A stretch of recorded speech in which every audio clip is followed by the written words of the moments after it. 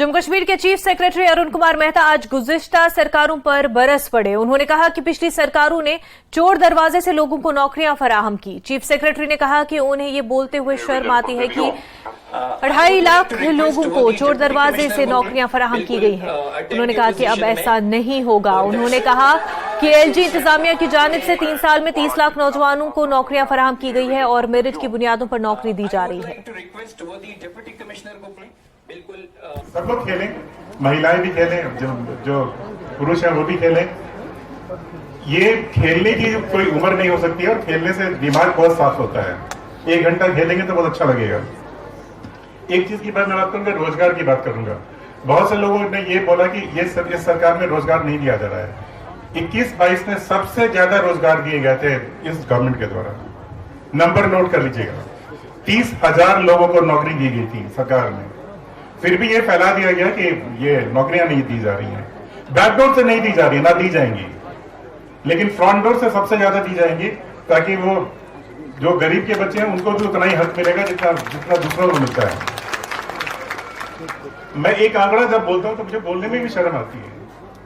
2.5 लाख से ज्यादा लोग बैकडोर से लगा दिए। ये कैसा सिस्टम होता है भाई? ये किस तरह का सिस्टम है? इसलिए ये उम्मीद रखना कि बैकडोर से लोग लगा दिए जाएंगे, उस उम्मीद को छोड़ देना चाहिए। नेशनल कॉन्फ्रेंस के सदर डॉक्टर फारूक अब्दुल्ला ने जम्मू कश्मीर में इंतखाबात के इनेकाद में ताखीर करने पर मरकजी हुकूमत पर तनकीद की। फारूक अब्दुल्ला ने कहा कि हुकूमत ने यहां G20 की मीटिंग की, जहां उन्होंने कहा कि कश्मीर में मुकम्मल अमन है। वजीर आजम और वजीर दाखिला हर वक्त कहते हैं कि कश्मीर में मुकम्मल तब्दीली आ गई है और ये पुरअमन है, सयाहत में इजाफा हुआ है। उन्होंने सवाल किया, अगर ऐसा है तो फिर इलेक्शन क्यों नहीं कराए जा रहे? They held a G20 meeting here where they said there's complete peace in Kashmir. Prime Minister as well as the Home Minister all the time say there is complete change in Kashmir. It's peaceful. Tourism has increased. Then why is the election being denied to people? You see, let me tell you, I'm very grateful. At least the authorities took Ladakh into confidence. They held elections in Ladakh, they held elections in Kargil. And over 77.6% have taken part in using their franchise. I'm quite confident, inshallah, that in Kargil we'll get majority. They tried to even remove our symbol. Don't forget that part of it. It shows how much the powers that are there were not interested in releasing our symbol of the plough. We had to fight in a single bench. We won there. We fought in this double bench. We won there. Then they went to Supreme Court. We won in Supreme Court also. National conference के सदर doctor Farooq Abdullah ने आज फिर से BJP को निशाना बनाया। उधर जम्मू कश्मीर बीजेपी के सदर रविंद्र रैना ने कहा कि डॉक्टर फारूक अब्दुल्ला और दीगर ओपोजिशन लीडरों के पास कोई इखलाकी इख्तियार नहीं है कि वो चीखो पुकार करे। रैना ने कहा कि ये वही लोग हैं जिन्होंने पंचायत और म्युनिसिपल इंतखाबात के इनेकाद की मुखालफत की थी और माजी में उनका बायकॉट भी किया था। उन्होंने ओपोजिशन जमातों को मायूस करार दिया और दावा किया कि बीजेपी मुस्तकबिल में ओपोजिशन इत्तेहाद को शिकस्त देगी। डॉक्टर फारूक अब्दुल्ला साहब से मैं पूछता हूं, जब पिछली बार जम्मू कश्मीर में पंचायतों के इलेक्शंस हुए थे, बीडीसी के इलेक्शंस हुए थे और शहरी अर्बन लोकल बॉडीज के बल्दियाती इलेक्शंस की घोषणा इलेक्शन कमीशन ने की थी, तो उन्होंने बाइकाट क्यों कहा था? उन्होंने तब इलेक्शन बाइकाट क्यों किया था?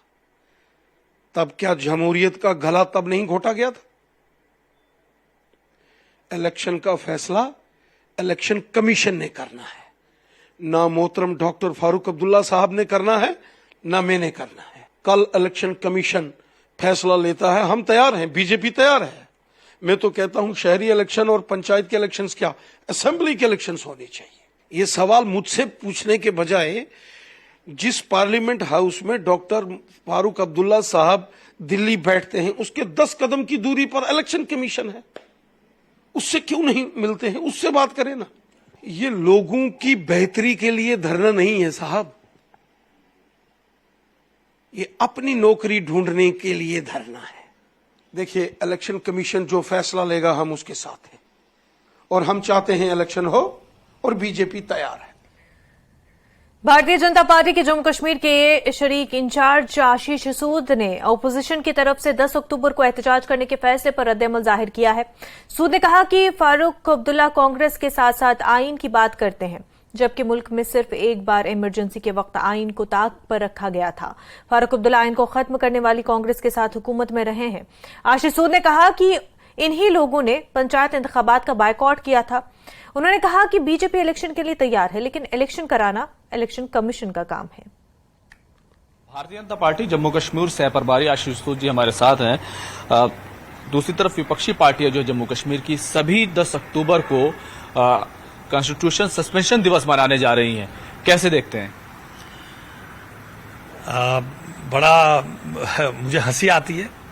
वैसे तो लोकतंत्र है, कोई भी कुछ कह सकता है, लोकतंत्र में भी एग्री टू डिसएग्री, मगर कांग्रेस को साथ लेकर देश में एक ही ऐसी घटना हुई है जब 19 महीने तक संविधान सस्पेंडेड था, सारे राइट टू फ्रीडम सस्पेंडेड था, राइट टू स्पीच सस्पेंडेड था।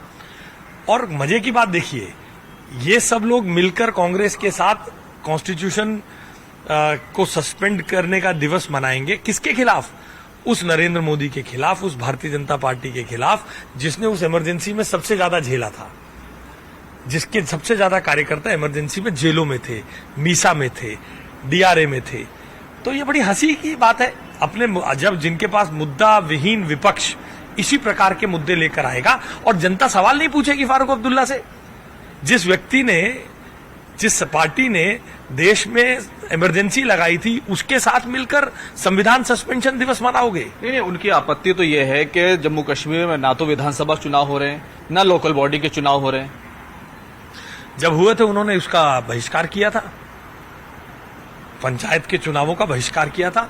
इन सब आरोपों को लगाने से पहले वो इस बात का जवाब दें, 3 टायर डेमोक्रेसी, संविधान के 74वां अमेंडमेंट 70 साल तक जम्मू कश्मीर में क्यों नहीं मिला, क्यों नहीं लागू हुआ? अगर उसे लागू नहीं उन्होंने किया तो किसकी जिम्मेदारी है? आज उन्हें बड़ी चिंता हो रही है इस बात को लेकर, और उन्हें ये समझना चाहिए, ये नरेंद्र मोदी जी की एनडीए सरकार है। इस एनडीए सरकार में किसी भी दिन सरकार स्वायत्त संस्थाओं में इंटरफेरेंस नहीं करती है। चुनाव आयोग में सरकार इंटरफेरेंस नहीं करती है, चुनाव आयोग का निर्णय करना है चुनाव कराना। कैमरामैन प्रहलाद के साथ खुर्रम शहजाद, न्यूज़ 18 दिल्ली। वजारत खारजा के तर्जुमान ने पाकिस्तान में अमरीकी सफीर के दौरे पीओके के पर तबसरा किया है और उनका कहना है कि हिंदुस्तान का अटूट अंग होने के नाते जम्मू कश्मीर के पूरे मरकज के जेर इंतजाम इलाके पर हमारी हैसियत सबको मालूम है। वो कहते हैं कि हम बैन अक़वामी बरादरी पर जोर देंगे कि वो खुद मुख्तारी और इलाकाई सालमियत का एहतराम करे। हमने अमरीकी सफीर के दौरे पाकिस्तान पर उनके मुल्क के साथ अपने तहफ़्फ़ुज़ात का इजहार किया है।